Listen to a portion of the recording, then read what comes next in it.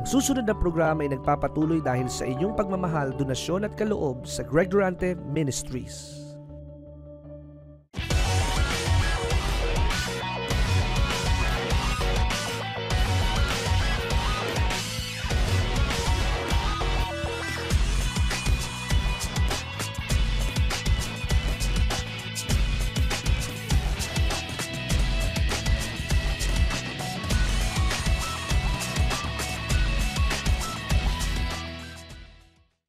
Let us all stand, remain standing for the reading of the Word. Acts 27.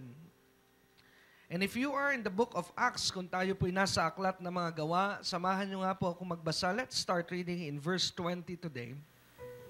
Acts 27:20, let us all read. Ready? 1, 2, 3, and read. And when neither sun nor stars in many days appeared, no small tempest lay on us, all hope that we should be saved was then taken away. So mula po sa talatang 20, let's keep reading from verse 21 at tayo po ay magpipick up muli sa ating pagbasa.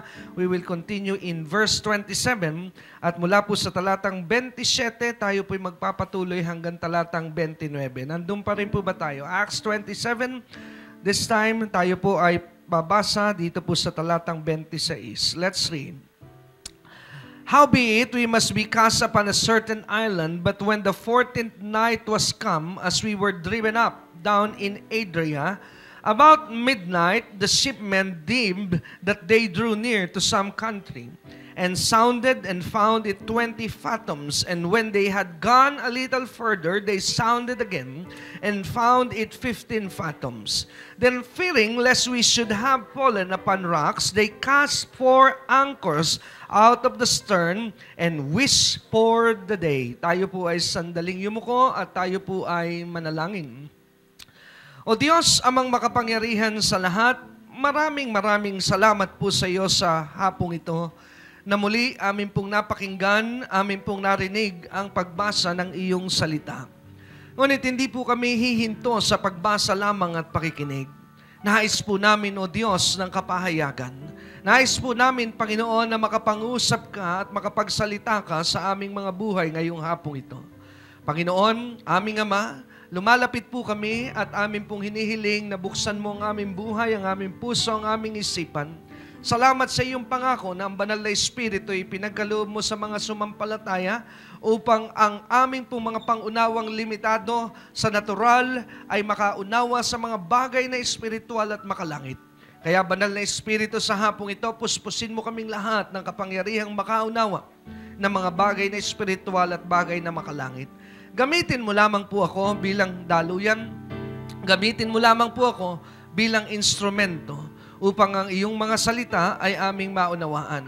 Tinataas po namin ang gawain ngayong hapong ito sa pangalan ng iyong anak na si Jesus at ang lahat po muli ng may hininga ay nagsabi ng Amen. Palakpakan po natin ang Diyos sa buhay at tayo po'y makakaupo na. Batiin mo ang iyong katabi at sabihin mo magandang hapon at pagpalain ka ng Diyos sa ating gawain ngayong hapong ito.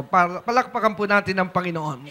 Well, praise God. Amen. Ating pong pag-aralan, Acts chapter 27. Pero bago po tayo dumiretso sa mensahe, dahil gagamitin lamang po natin itong Acts chapter 27 to go into the deeper things that God wants us to understand today. Pero para maunawaan po natin yung nangyayari sa Acts 27 na atin pong gagamitin ngayong hapong ito, ito po kasing aklat ng gawa sa talatang 26 o talatang 20 na atin pong pinasimulan na pagbasa. Pansinin po natin na dito po sa pagbasa natin, dito sa kasaysayang ito ng Acts chapter 27, ilatag ko po muna yung mga kaganapan at pangyayari na naganap dito po sa tagpong ito sa aklat ng mga gawa. Di po natin binasa ng buo pero ating unawain para po sa kapakanan ng bawat isa dahil dito po ay na-involve ang lalaki na ang pangalan po ay Apostol Pablo. Isang araw sila po ay naglalayag. Sila po ay sumakay ng isang bangka nung panahong yon at sa kalagitnaan ng kanila pong paglalayag, nagkaroon po sila ng tinatawag na karanasan sa isang napakasamang panahon at kung tawagin nga po natin ito sa ating panahon ay bagyo. At kung ating unawain at ating papansinin, sa panahon po nila Pablo, ay hindi po sila gaya nung ating pong panahon ngayon na kung maunawaan po natin yung teknolohiya sa ating pong panahon today was so advanced. Amen? Dahil sa ating pong panahon ngayon ay pwede mo na pong maiwasan sa paglalayag ang mga ganitong mga trahedya, mga ganitong masamang panahon dahil po sa pagka-advance ng tinatawag na technology. Pero yung pong technology na meron po tayo ngayon, kung atin din pong iisipin, is a product of the prophecy of God that was given in the time of Daniel. Dahil ang sabi po ng Diyos sa panahon ni Daniel na isa sa palatandaan that you are the last generation, is that generation, the mind of people during that generation will be so advanced. Amen? At kung atin pong unawain, it also proves that the Bible is true. It also proves that the Word of God is not just written by man, but written by God. Dahil nung panahon pa po ni Daniel, ay nasabi na po sa panahon ni Daniel na sa huling panahon, ang tao po'y magiging sobrang talino. And I am convinced, ako po'y naniniwala, that when God spoke that word to Daniel, He is referring to our time today. Kayo po ba'y masaya that we are the last generation? Kayo po ba'y naniniwala na tayo na ang huling henerasyon na tinutukoy ng Biblia? And after this generation will be the generation of people in heaven? Di ata kayo masaya. Are you excited for heaven? Kayo po ba excited sa kalangitan? Amen? Amen? So ating unawain, tingnan niyo po ang mga pagbabago. At yung talento na meron ng tao that proves that the Word of God is very accurate. Pansinin po natin ngayon na ang tao ay nalalaman na niya ngayon kung gaano karami ang ulan. Nung araw, ang basihan lamang ay pagka makulimlim. Pagka nagdilim ang tinatawag na kalawakan, nasasabi lang ng tao, ulan, kaya naiiwasan maglaba. But today, because of the technology na meron ng tao, ako po'y natutuwa ngayon, ako po'y namamangha, lalo na kung ikaw po ay into technology at into information technology, mapapansin po natin na pag nag-subscribe ka ngayon sa ating po mga weather bureau, hindi ka lamang po nila ini-inform na uulan, nasasabi rin nila kung gaano karami ang ulan. Hindi po ba napakatindi ngayon ng talino ng tao? But the downside of it, ang sabi ng Panginoon, you people know how to determine the weather, but you fail to determine the time of the Spirit. Alam natin ang panahon sa natural, pero karamihan po ng tao ay hindi nauunawa ang panahon ng Diyos. Amen? Kaya ating unawain, ang sabi po kasi, kaya ako lamang po ibinukas ito, para po ating maunawaan that when the Apostle Paul and his group ay nakaranas po nung tinatawag na masamang panahon, it is not just a script na hindi po yun yung tinatawag na parang drama lamang, na alam naman nila na masama ang panahon, pero sila'y tumuloy. No, they don't understand that during that time. Hindi po nila alam dahil kung atin pong papansinin din, another point na nais ko pong makita natin dito, nung si Pablo po'y naglayag, he encountered storms in his life. And what is parallel to what happened in the life of the Apostle Paul, this storm also was experienced by Jesus and by the disciples during their time.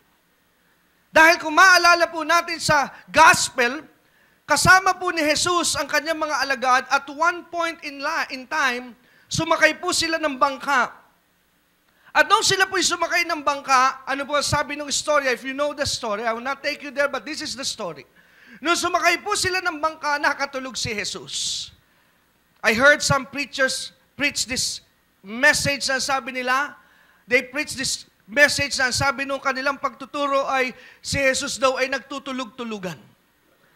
At nung si Jesus ay sumakay sa bangka, alam ni Jesus na magkakabagyo. Bakit sumakay si Jesus sa bangka? Alam niya magkakabagyo because Jesus is just testing their faith. My God, I don't believe that Jesus is just setting up these disciples for some storm. Amen? Hindi po ako naniniwala that this was a setup at nagtutulog-tulugan si Jesus. Dahil kung kukunin mo po yung mga naunang pangyayari kung bakit nakatulog si Jesus, because He was so tired. Dahil sa kanya pong sobrang kapaguran. Dahil if I am correct, hindi na lang po ako pupunta ron. He has just finished preaching. He has just finished healing the sick.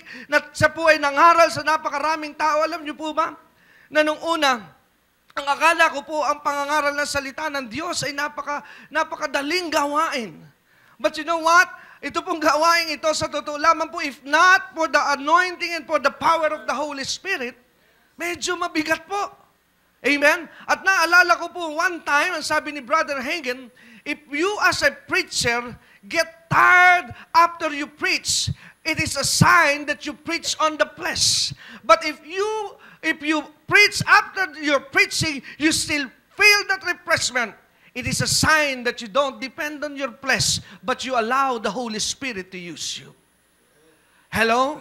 Amen? Kaya doon ko po naunawa na hindi talaga ito biro. At nais ko rin po ipaunawa na nung si Jesus ay nandun sa ganung kalagayan, siya po ay tao.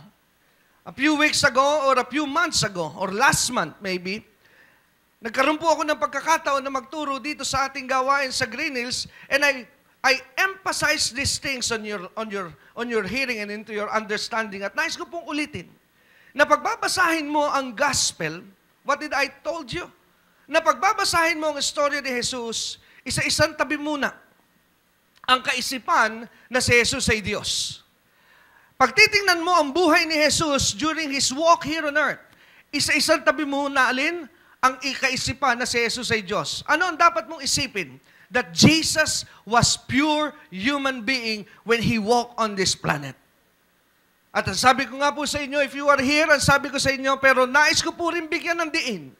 Baka kasi magkaroon kayo ng maling pagkaunawa na tinuturo ko rito, I don't believe that Jesus is God. No, I believe that Jesus is God.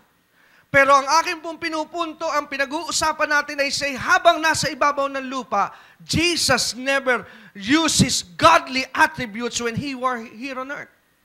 Amen? Dahil kung dinala ni Jesus ang kanyang pagiging Diyos nung siya po'y naririto sa ibabaw ng lupa, then His death and suffering was not a reality. Dahil hindi po niya naramdaman ng totoo ang kanyang kamatayan, dahil how can a God feel the pain? Amen? Kaya nga po nung siya nasa ibabaw ng lupa, ano po ang ginawa ni Jesus? Nilakaran niya ang lahat ng mga nararamdaman at nilalakaran ng tao. Bakit po niya yung kailangan gawin? Upang ipaunawa sa tao ang paraan at solusyon habang naririto ka sa ibabaw ng lupa. Kaya ating unawain at ating pansinin, when Jesus was here on earth, He was purely human. Dahil pagka po inilagay natin kaagad sa isipan, He was God, madidipit po yung sinabi ni Jesus at mahihirapan kang maniwala doon sa sinabi niyang lahat ng nagawa ko ay magagawa mo. Kaya kita niyo po ang tao, pag meron siyang problema, meron siyang kakapusan, meron siyang pangangailangan, then God wants to talk to him about what he is what he is experiencing in life. At dinala siya ng Diyos sa isang istorya, halimbawa ng pagpapakain ng 5,000 katao. At pag ang isang tao po'y nasa setting that Jesus is God, kinakausap siya ng Diyos doon sa istorya ngayon na nandun din sa kakapusan si Jesus dahil walang available na pagkain at resources para pakainin ng 5,000. Pero sa kakapiranggot at kakaunting isda at tinapay, anong ginawa ni Jesus? Itinaas niya ito at pinagpasalamat sa Diyos. Ano po nangyari? If you know the story, sumobra ba po yung kakaunting tinapay at isda? Amen po ba? At pag inisip mo yan at sasabihin sa iyo, halimbawa ng iyong kaibigan, pastor, or maybe the Holy Spirit speaks to you, then you can do that. Pwede mo rin yan gawin sa kakaunting perang meron ka sa bangko at sa iyong bulsa. Just lift it up to God, gaya ng ginawa ni Jesus. Pero pag hindi mo po naunawaan ng katotohanan, sasabihin mo, si Jesus yun. Ako lang ito. Di lumalabas na sinungaling na kaagad si Jesus. Dahil ang sabi ng salita ng Diyos yung nagawa niya, ay magagawa mo rin. Amen? Kaya makikita po natin na doon pa lamang po ipinakikita that when Jesus walked this planet, He was really in a human form. Natutulog. Here's another example. Amen? Na nung siya po'y sumakay ng bangka, ano po ang ginawa ni Jesus? Sa kanyang sobrang kapaguran. Ano po ang nangyari kay Jesus? Nakatulog. At ang sabi po ng Biblia, ang Diyos po'y hindi napapagod. Pero si Jesus, nung oras na yon, napagod. Ang sabi rin po ng Biblia, ang Diyos kailanmay hindi nagugutom. Pero doon sa oras at sandaling yon, may mga instances nung narito si Jesus, siya po'y nagugutom. Amen? It proves that when Jesus walked this earth, He was really human. Amen? To show us as humans how to deal the problems in life while we are here on earth. Kaya ating unawain at ating pong pansinin, habang binubulay ko po yung Acts chapter 26, verse 20, the Holy Spirit reminded me about the experience of Jesus. Si Jesus dumaan saan? Sa bagyo. Kasama niya ang mga apostol. Ngayon, this time, Jesus was already back in the throne of God, and He was now seated at the right hand of His Father in heaven. At ito pong Acts chapter 26, Jesus' physical presence was no longer around. Pero this time, sa pagkakataon pong ito, si Pablo po ang naririto. And pansinin po natin, I don't think and I don't believe that this is just a coincidence na nangyari kay Pablo na siya rin ay dumaan ng bagyo. I don't think so. I believe that there is a truth connected why the Apostle Paul, the same with the disciples, and the same with Jesus, they both experience storms. Why? Dahil ang sabi po ng Biblia, watch this now, just hold your place to Acts chapter 27. Lagyan niyo po ito ng bookmark, and let me bring you to John chapter 16. Go to John chapter 16. John 16. Let's listen from the mouth of Jesus here. John 16. Nandun na po ba tayo? Are you there? John 16. Kung tayo po'y nasa John chapter 16, follow me to verse 33. Ang sabi po ng John 16:33, watch this. Ang sabi ni Jesus, Jesus was speaking here. Sabi ni Jesus, "These things I have spoken unto you, that in me you might have peace." Sabi ni Jesus sa Tagalog, ang mga bagay na ito ay sinasabi ko sa inyo upang sa akin ay makasumpong kayo ng alin? Ng kapayapaan. What is Jesus telling His disciples here? That you cannot find peace outside of me. Peace only comes within me. Nasaan po ang kapayapaan? Na kay Jesus. But watch this now, there's wisdom here. When Jesus is telling this to His disciples, He is not yet in the form of God. Wala pa po siya sa anyo ng pagiging Diyos. Isn't it true? Naniniwala po ba kayo na wala pa si Jesus? He's not yet God here. Amen? Hindi pa po siya Diyos dito sa pangyayaring ito. He was still in a human form. Ano ang sinasabi ni Jesus? That I am telling you this so that in me, you might have peace.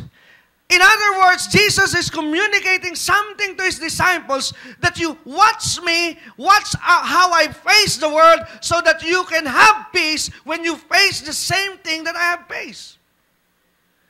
Amen? Dahil para magkaroon ka ng encouragement that there is a possibility always na makakalampas tayo sa lahat ng mga problemang maari nating pinagdaraanan. How? Because I have passed those things and so can you. You can also pass the things that you have been going on in your life kung meron ka mang problema at pagsubok. And He said, and sabi po ni Jesus, watch this closely, verse 33. Sabi po ng talatang 33, in the world, say the word, in the world. Ano raw po sabi ni Jesus? If you are in this world, you shall have tribulation. Some translations say, in the world you will have problems. So meaning to say, habang tayo po'y narito sa ibabaw ng lupa, there will always be problem. Hello? Gamitin ko lamang one time ang isang illustration ni Brother Hagin. Ang sabi ni Brother Hagin one time during his meeting, after he preached, there is a woman who approached him and asked him to pray for her. Ang sabi ng babae, matapos na makapangaral si Brother Hagin, ang sabi, can you pray for me? At ang sabi ni Brother Hagin, anong gusto mong ipanalangin ko sa iyo? And the woman said, pray for me that I will never have any more problems in my life starting today. At ang sabi ni Brother Hagin, with all honors, I'll pray for you. And Brother Hagin laid his hands on the woman and said, Father God in heaven, I pray right now that you take this woman now and bring her to your presence right now. Nagulantang po yung babae. Dahil ang panalangin sa Tagalog, ang sabi ni Brother Hagin, Panginoon, aking Ama, dinadalangin ko sa iyo ngayon na ngayong oras na ito, kunin mo na ang babaeng ito. Napaganon po yung babae. At ang sabi niya, Brother Hagin, I never asked you to give me death. I asked you to take off the problem out of my life starting today. At ang sabi ni Brother Hagin, you know, there are so many Christians that are spiritually ignoramus. Dahil sa kakulangan at kamangmangan sa salita ng Diyos, they are asking crazy prayers that they should not be praying. Amen? Sometimes we need really to study the Word dahil we have to be careful sa sinabi ng salita ng Diyos. Ang sabi ng Hosea chapter 4 verse 6, that my people perish for lack of wisdom. Amen? Bakit daw po napapahamak ang bayan ng Diyos? Dahil sa kakulangan ng kaalaman. So, ang ating pong problema is not really the devil. If you would see that kind of line, kung makikita mo po yung line of sight, the church problem is not really the devil. Dahil kung alam lamang ng simbahan that the devil is so afraid of you, the devil is not really our problem. Our problem as a church is ignorance. Come on, people of God. Amen? Dahil sinabi mismo na salita ng Diyos, I will build my church and the gates of hell cannot prevail against you. So, there you go, sinabi na po ng Panginoon that the gates of hell, Satan has no match. He is afraid of the church of Christ. Pero bakit ang tao, ang lalo-lalo na ang simbahan, ay takot na takot kay Satanas? Because they don't know who they are in Christ. Hello? Dahil hindi po natin alam kung sino tayo kay Kristo. Let me just give you an example of some spiritual ignoramus.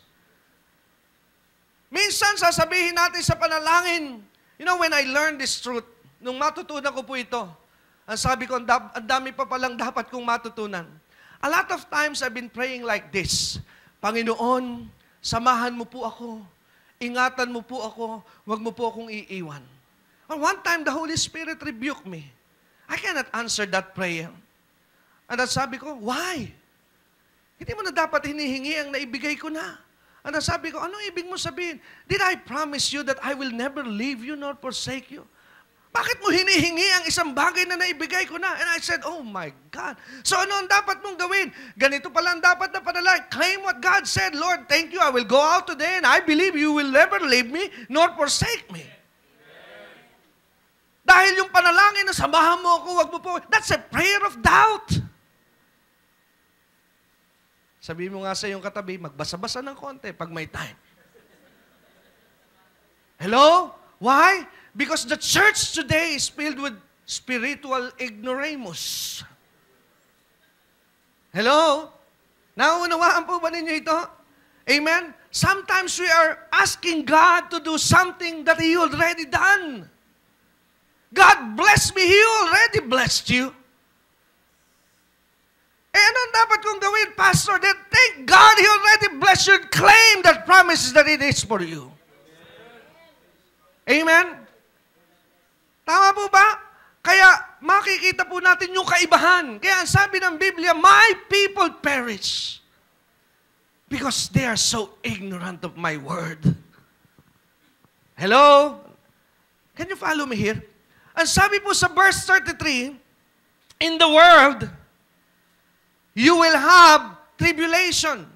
So in other words, hindi po dapat natin hingi na walang problema. There will be problem. There will be. Magkakaroon po ng problema, magkakaroon ng mga pagsubok. But what is good here? Ang sabi ni Jesus, but be of good cheer. I have overcome the world. Amen? Anong ibig sabihin ni Jesus? Ang sabi niya, magalak kayo dahil nakapagtagumpay ako. What is He saying here? Na kung ako'y nakapagtagumpay, you can also overcome the world. Amen? Kaya the storms of life are normal. Sabihin mo nga sa iyong katabi, normal ang problema. It's normal. Normal ang problema ng buhay. The disciples experienced storm. Paul experienced storm. Pero sa ating pong panahon, maaring hindi na po natin danasin yung literal na bagyo sa karagatan. But if you are facing like lack in your finances, that is also a storm of your life. Kung nakakaranas ka rin ng problema na halimbawa may problema ka sa iyong asawa, may problema ka sa iyong anak, that is also considered as a storm of life. Every Christian, every child of God, we have a storm in our life. Amen? Kaya pansinin po natin, let's go back now. Let's now dig deep. Acts chapter 26. Let's go back. Acts chapter 26 verse 20. Let's go back to our text today. At pansinin po natin nung dumaan sa matinding masamang panahon ang grupo nila Pablo na nakasakay sila ng bangka. Ang sabi po sa talatang 20, Acts 26 verse 20 describes the experience na dinanas po ng mga kasamahan ni Pablo during that storms na kanila pong naranasan.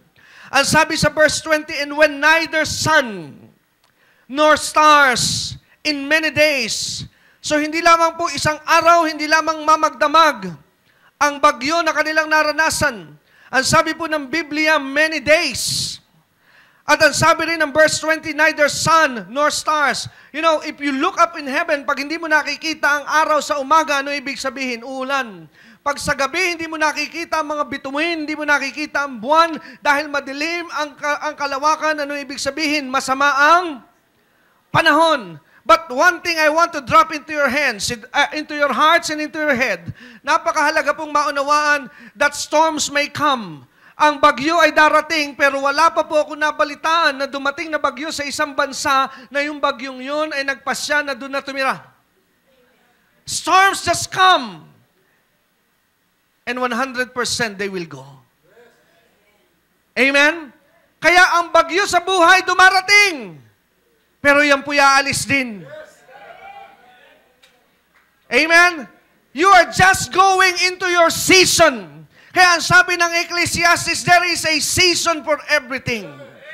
There is a season for, you know, your God, the God that I serve, is a God of season. Hello? Kaya ang napakahalaga sa ating mga mananampalataya ay maunawaan natin to discern the season. Hello? Kaya ang sabi ng salita ng Diyos sa aklat na mga, there's a time to plant, but there is also a time to reap.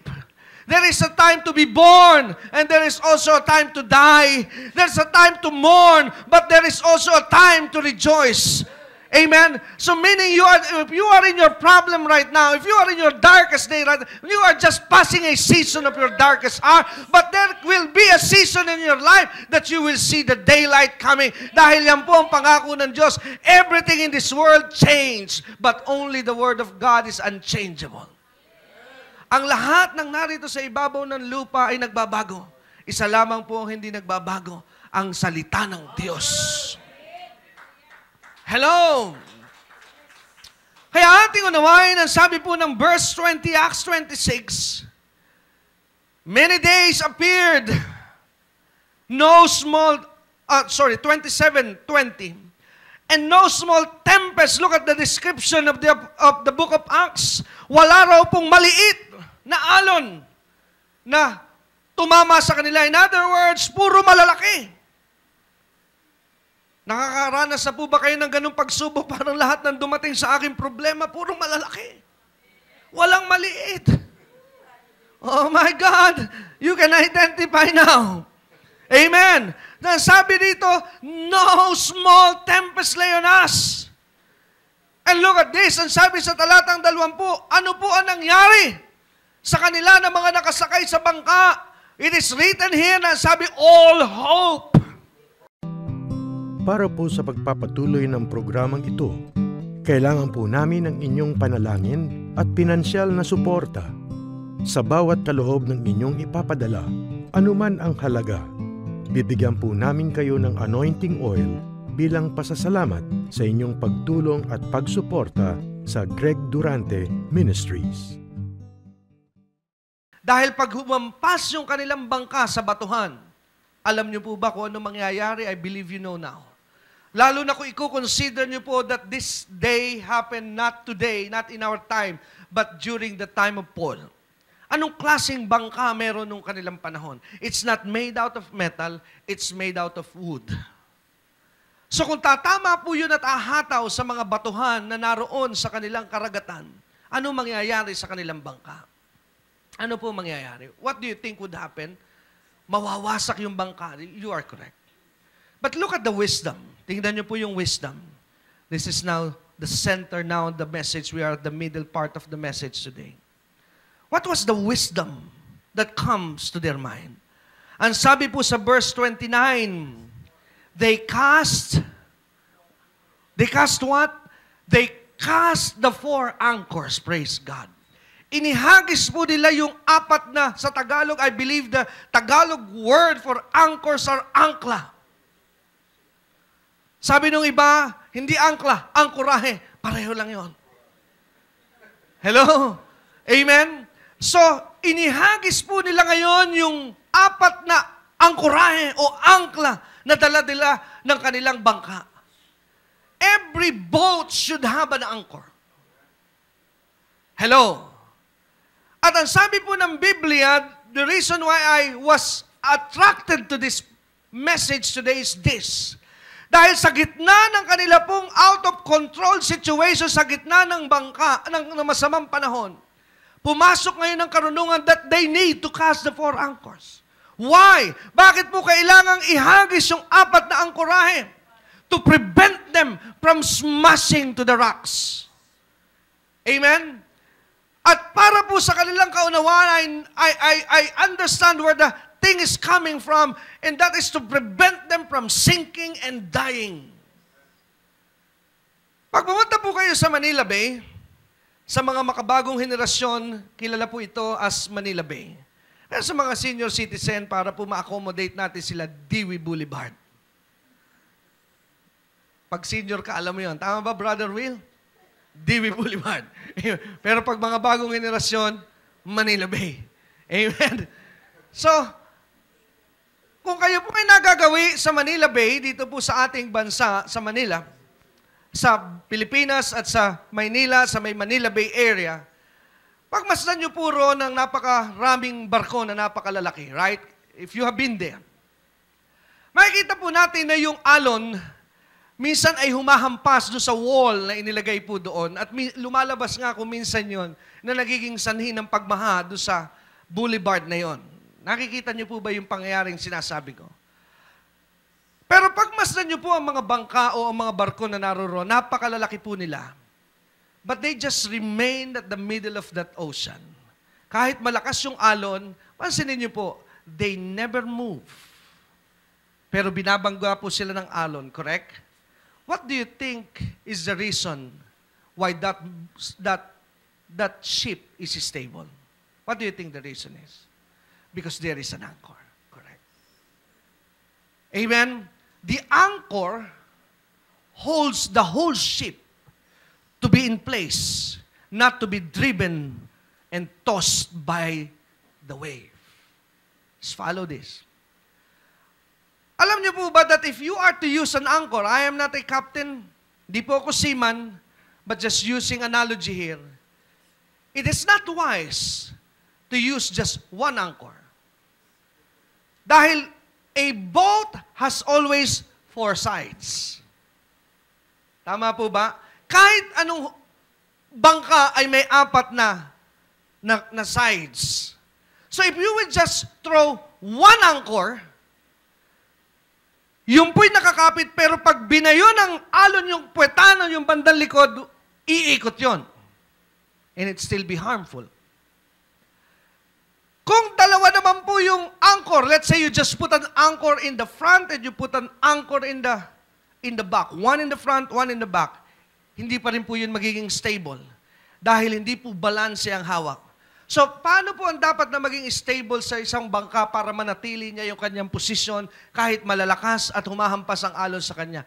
He needs 4 anchors. Watch this. Habang tinitingnan ko po itong bagay na ito, it's like something in my heart and in my spirit was dropped down by the Lord. na hindi may iwasan sa buhay na ito ang mga bagyo na dumating sa ating pong buhay. But what we need when these winds and storm comes is we know how to drop our 4 anchors. And the Holy Spirit showed it to me. Ang una ko pong bigyan ng sermon dito is my wife. At sabi ko, the Lord told me here that problem is normal, but what can hold you when problem comes to your life is a 4 anchors. Sabi niya, what are the 4 anchors? Number 1, just write it down. Sa panahon na meron kang problema, the first anchor that you must have, this is not in order, hindi po ito in order. Remember, doon sa sinabi ko po kanila sa inyong illustration, lahat po ng angkorahe sa 4 sides ng bangka is all important. There is no such thing as the one in front is important, then the one in the back is the least important. No, every one of them are important. You miss one anchor and you are in trouble. Hello? So, ibibigay ko po itong 4 na angkorahe ng buhay, pero hindi po ito in order, but just for you to have an idea, number 1, the first anchor of your life, whenever you have storms in your life, is your family. Kahit anong tindi ng pagsubok na dumating sa iyo, pag meron ka pong pamilya, makalalampas ka sa problema. Do you know that the family is one of the vulnerable and the number 1 target of Satan? Dahil alam po ni Satanas that he can destroy the family, he can destroy the society. When I was in college, sabi ng aking professor sa sociology that the strongest unit of a society is the family. And you know what I found out? It is really true. If you go to the Bible, pag pinuntahan mo po ang Biblia, the Bible started with the family and ended with the family. The book of Genesis was started as a family. God wants a family, and it was destroyed by Satan. But He will end this generation in the book of Revelation, and He will end it with family. Go to Genesis chapter 2, verse 18. Genesis chapter 2, verse 18, let's listen to the words of God. Ang sabi sa verse 18, American Standard Version, ang sabi, and Jehovah God said, look at the words, verse 18, it is not what? King James, okay din po yan. Ang sabi, it is not what? It is not good. My God. It is not good that men should be alone. In other words, if you don't have a family, it's not good for you.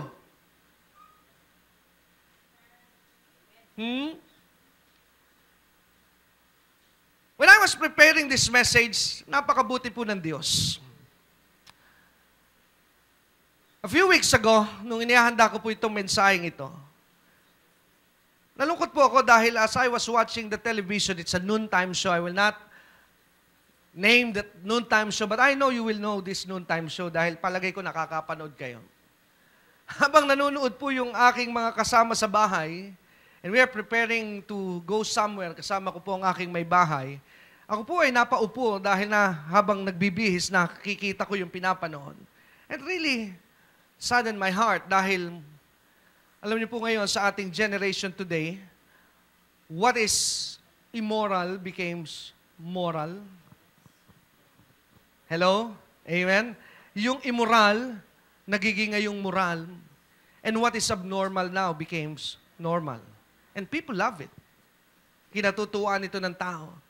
Kaya I am fully convinced that we are the generation na tinutukoy ni Pablo ng sulatan niya si Timoteo.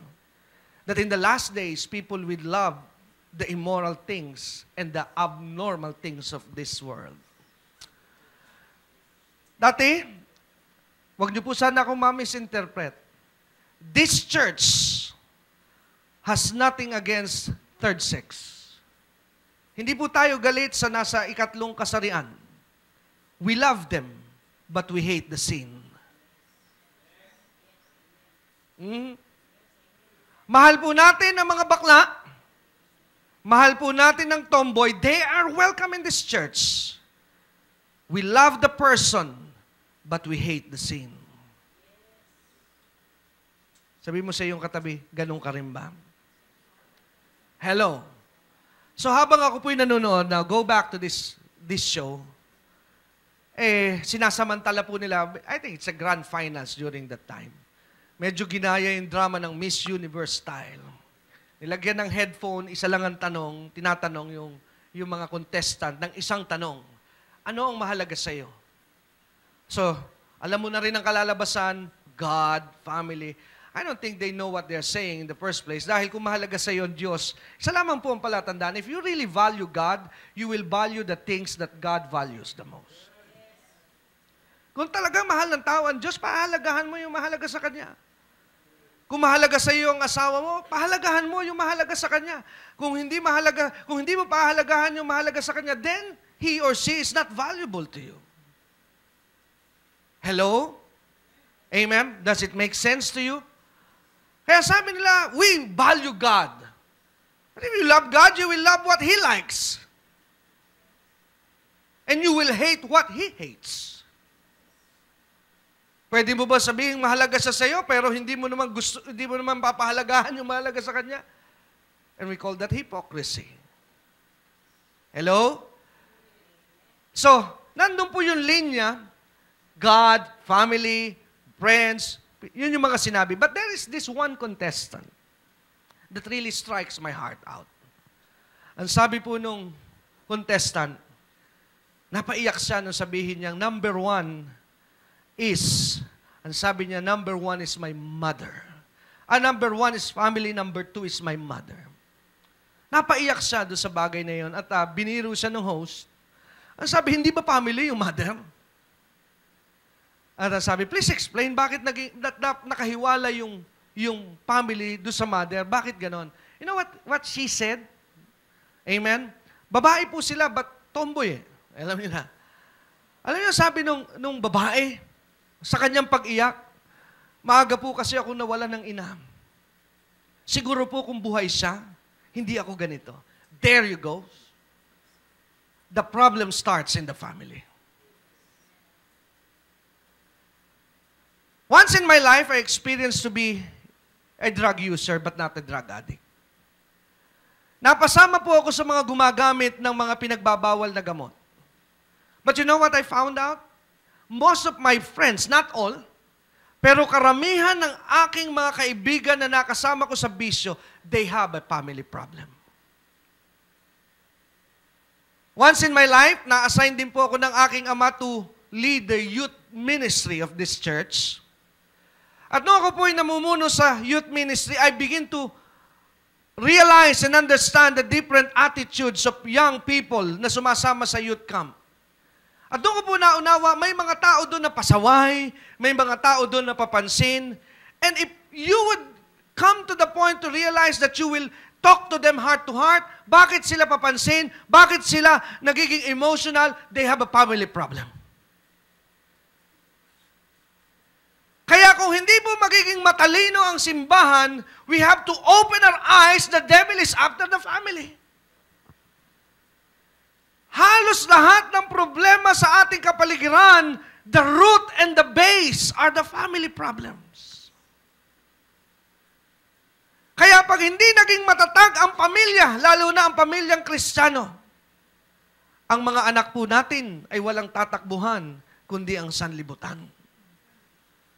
Kaya ako po'y nagpapasalamat sa aking ama at sa aking ina. Bakit? Dahil they mold us to be closer to them. Kaya pag meron kaming problema, kahit po ganito na ako kalaki at ganito na ako kadamulag, pag meron po akong problema, I praise God that I can still run to a family. Dahil in your down point of your life at kung wala kang pamilyang matatakbuhan, people outside the family, sometimes they will not give you a good advice. Pero pag meron kang pamilya, sa panahon na dumaraan ka ng pagsubok, napakasarap pong tumakbo sa kanila at manganlong. because you know that they will always watch your back. Pag meron akong problemang personal, ministeryo, I still call my mom, I still call my dad, Dad, I'm in trouble. At sabi niya, come here, let's talk, let's pray. Wow, it feels good. Ang problema po ay, kaya that's the first anchor. If you have a strong family relationship, that's the first anchor that will hold you through the waves and the storm. Remove the family and you lose that anchor. The second anchor of life is the church. Ang ikalawang angkorahe ay ang simbahan. Minsan, hindi po nabibigyan ng diin how church role is so important and so vital in human life. Hindi po napapagtuunan ng pansin at hindi naiituro ang halaga ng simbahan. And no wonder, majority of Christians doesn't value church. Pero ang totoo po, the church is one of the anchor of your life whenever you pass the storm. Why? Go to Matthew chapter 16, verse 18. Bakit po napakahalaga ng simbahan? Sabi ni Jesus sa Matthew 16, verse 18, I have quoted this kanina nung tayo po ay nagpapasimula. Ano po ang sabi ni Jesus? And I say unto you, ang sabi niya, that thou art Peter, and upon this rock, I will build my church. And what did he say to the church? The gates of hell shall not prevail against my church. So it is important that we belong to a church. Hindi po pwede ang parang paru-paro, palipat-lipat at walang commitment. You will need your brothers and sisters in the Lord to pray for you. Because the church is your second family and that is your second anchor of life. Kaya kung wala kang simbahan at wala kang pagpapahalaga sa isang simbahan, you are weak and you can be driven by the waves of life. Hello? Amen? That is the value of the church. Kaya ang sabi ni Pablo sa Hebrews 10:25, let me just add this thing, ang sabi sa verse 25, not abandoning our own meetings, as some are in the habit of doing. Ano raw po yun? Hindi nililibanan ang mga pagtitipon na gaya ng ginagawa ng iba na kanila ng kasanayan. Hindi ko po ito salita. Sabihin mo sa iyong katabi, ikaw ba ang kausap? Ano raw po yung sabi sa verse 25? Habit na ang pag-absent. Sabihin mo sa iyong katabi, ikaw ba ang kausap ngayong hapong ito? My God! I'm preaching good today. Hello?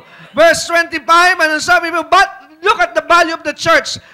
Encouraging each other even more so because you see the day drawing near.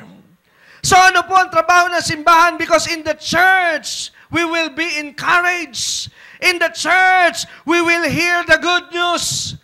Pag meron ka pong problema, if people doesn't belong to the church, pag sila'y may problema, they go to clubs, they go to nightclubs, they go to some mall, some things, that crazy things, that they think na mawawala ang kanilang problema. No! If you are in trouble, go to your church and be fed with the Word of God. Kaya ako po minsan nalulungkot sa mga manggagawa. Sabi mo sa iyong katabi, wala sila rito ngayon. Sabi ba naman, ay, Pastor, magpapaalam po ako sandali. Bakit? Marami lang pong pinagdaraanan. Laylo muna ako sa church. That's wrong! Kung kailan ka binabayo ng pagsubok, lalo ka pong umalam. Because there is a promise in the Word that if you are in the church, the gates of hell will not prevail. But if you go out, and you will not be committed, kaya ka po pinagpepiestahan. Because nobody is praying for you. Nobody is backing you up. Amen? Do you know na sabi ng Biblia, that if 2 or 3 of you are agreeing in prayer, what you bind on heaven will also be bound on earth?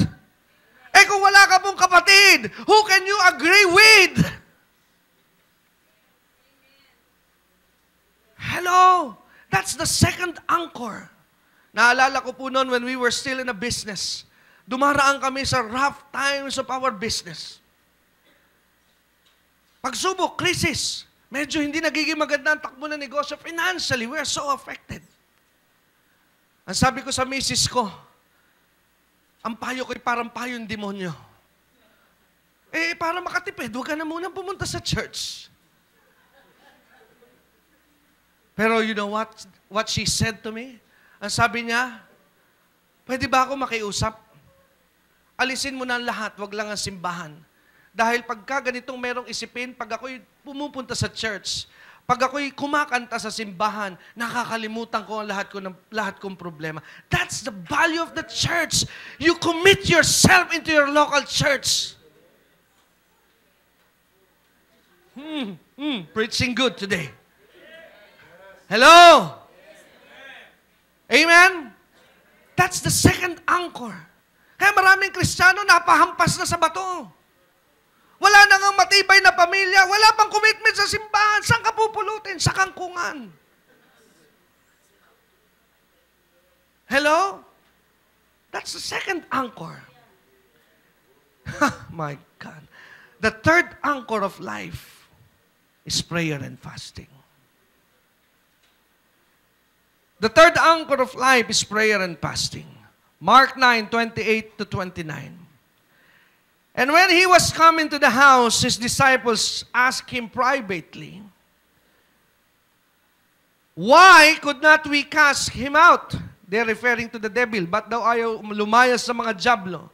Verse 29, Jesus said, "This kind can come forth by nothing." Paano lang daw po lalayas yun? But by prayer and fasting. So in times of trouble, you need to be prayerful, and at the same time you fast. You fast not to change the will of God, but you fast because you want to hear directions from God. Kaya po tayo nag-aayuno, hindi para baguhin ang isip ng Diyos. Yun ang maling pangunawa ng iba, mag-aayuno ako dahil malaki ang hinihingi ko. You're not changing the will of God by fasting. The will of God is definite and fixed. Amen? Pero bakit ka nag-aayuno? Because you want to suspend the flesh so that your spirit will be open to the direction and the leading of God. The third anchor of life is you continue to pray and to fast. And the fourth anchor is the Word of God. Ang ikaapat na angkorahe angkla ay salita ng Diyos. John 15 verse 7. John 15:7, Jesus said, "If you abide in me, and my words abide in you, you shall ask what you will, and it shall be done unto you." So ano po ang ikaapat na angkorahe ng buhay? Salita ng Diyos. The Word of God and God are one. Ang sabi ng John chapter 1 verse 1, in the beginning was the Word was with God, and the Word was God. Kaya ang salita ng Diyos at ang Diyos ay iisa. Kaya sa lumang tipan, sabi, "The Lord is our tower, and the righteous run to it, and they are safe." But in the New Testament, the Lord and the Word of God is our tower. If we run to the promises of God, we can be assured that we are secured because the promises of God in Him are yes and amen. The four anchors of life. The family, the church, prayer and fasting, and the Word of God. Without these four, you are vulnerable for destruction. Kaya, ano po ang nangyari? Going back sa mensahe ngayon pong araw na ito, nung inilaglag yung four anchors that helps them to sustain habang dumadaan po yung bagyo, kahit po malakas yung alon, na prevent ang kanilang paghataw because they drop the four anchors. So pag ginamit mo po yung pamilya, simbahan, salita ng Diyos, panalangin at pag-aayuno, kahit dumaraan ng bagyo, as long as you drop that anchor, you apply that four, My God, time will come, you will see the light. Dahil hindi ka may aalis, dahil normal na ang problema, what you need is anchor to prevent you from falling. Kaya kung malalaman lamang po yan ng bawat mananampalataya, there will never be a casualty na mga mananampalataya dapat if they just knew the 4 anchors of life. Kaya nga po ngayong hapong ito, apply those 4 and you will remain kahit anong tindi ng bagyo at pagsubok, you will remain steadfast. Hindi po ang issue yung problema. Normal po ang problema. Ang issue po rito, magtatagal ka ba doon sa problema na hindi nasisira? Pero kung meron kang pamilya, meron kang simbahan, nananalangin ka at nag-aayuno, at nakakapit ka sa salita ng Diyos habang dumadaan ka sa bagyo, hindi ka nito kayang itaob dahil nakatayo ka sa matibay na pundasyon. Let's pray. Tayo po'y manalangin. Diyos amang makapangyarihan sa lahat. Maraming salamat po sa iyong mga salita na ipinadala mo sa aming lahat ngayong hapong ito. Salamat sa mga pagpapaalala, sa paggising sa aming mga natutulog na alaala. Panginoon, alam po namin that in life, there will always be trouble, but we are not expecting it. But there will be trouble. Pero ang issue po, nakuha namin ng iyong salita ngayong araw na ito. The issue is not trouble, but the issue is how will we stand in the midst of trouble. Kaya't salamat po dahil alam namin na may solusyon. Kami ay makatatapos, kami ay makakaalis, kami ay makalalabas din sa mga pagsubok. Kaya nawa po ang lahat ng aming narinig ngayong araw na ito, may apply namin. Tulungan mo po kami na ma-build namin ulit ang strong family relationship. Tulungan mo po kami na ma-build namin ulit ang alab sa simbahan. Tulungan mo po kami na ma-build namin ang alab sa panalangin at pag-aayuno. At ibalik mo ulit ang alab sa pagsasaliksik sa iyong mga salita. Dahil sa panahon na kami dumaraan sa mga bagyo at pagsubok, mahalaga po ang 4 na ito para manatili kami sa aming kalagayan. At hindi masira, hindi magupo, hindi mawasak. Salamat po, Ama. Ang lahat ng ito'y aming idinalangin ng may pananalig sa pangalan ng iyong anak na si Jesus. Amen. Maaari po kayong sumulat sa P.O. Box 4135, Manila, Philippines para po sa inyong mga prayer request at testimonies. At maaari rin po kayo tumawag sa ating telepono bilang 723-8752 sa 726-4110 para sa mga ministry information at ibang mga katanungan. Maaari din po kayo mag-text sa 0919-896-0904, 0915-391-7408 at sa 0922-820-9860. At kung kayo po'y napagpala, hinahamon po namin kayo na magbigay ng donasyon sa gawain ito. Maaari nyo pong ipadala sa Banco de Oro West Green Hills Branch, account name Greg Durante Ministries, account number 219-800-6784. Padala nyo lamang po ang mga deposit slips sa pamamagitan ng fax sa 726-4110 o sa ating email address sa bishopgregdurante@gmail.com. Malugod po namin kayong inaanyayahan sa aming Sunday worship service sa ganap na alas 10 ng umaga at alas 5 ng hapon sa biyaya ng Diyos Christian Fellowship sa 2nd floor, Medicor Building, Ortigas Avenue, Green Hills, San Juan. At maaari nyo rin pong bisitahin ang ating website sa www.gregdurante.com para sa mga preaching resources at iba pang detalye ng ministeryong ito.